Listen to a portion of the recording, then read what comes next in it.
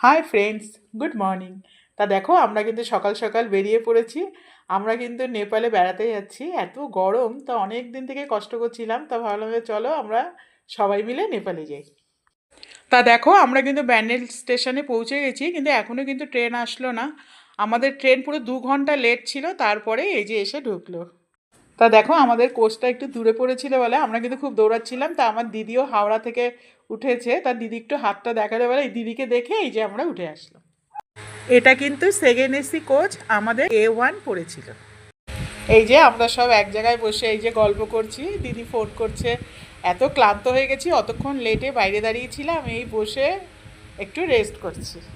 যে অনেকক্ষণ বসার পর এই যে কোয়েল এই যে চিপস টিপস অনেক কিছুই নিয়ে এসেছি, তা ওই খুলে বসে এই যে সবাই খাচ্ছি, নিজেরাই গল্প করছি।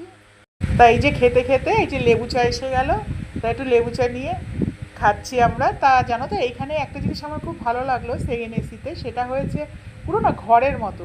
এই চারটে বেড আছে, চারজন থাকতে পারবো। আর জানো তো পর্দা দিলে পুরো মনে হয় নিজের বাড়িতে রয়েছি, আর হকাররা এসে কিন্তু ডিস্টার্বও করে না।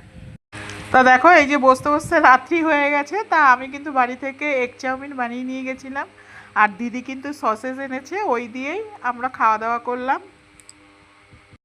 তা দেখো আমাদের ডিনার শেষ হয়ে গেছে, তার দিদি কিন্তু আম এনেছে। তা জানো না কল্যাণীতে এত গরম যে ঘরে বসে যে একটু আম খাবো তার উপায় নেই। তা দিদি বললো যে ঠিক আছে, আমি আম নিয়ে আসবো, তুই ট্রেনে বসে খাস। তা ভাবলাম ট্রেনে যখন এত ঠান্ডা, কেননা একটু আমের মজা নেই। তা দেখো এখন কিন্তু এই 12:30 বাজে, আমরা এই যে কোয়েল কিন্তু উপরে চলে গেছে, তা আমাদের শোয়ার টাইম হয়ে গেছে। তা ভিডিওটা এখানেই শেষ করছি, আজকের জন্য টাটা অ্যান্ড গুড নাইট।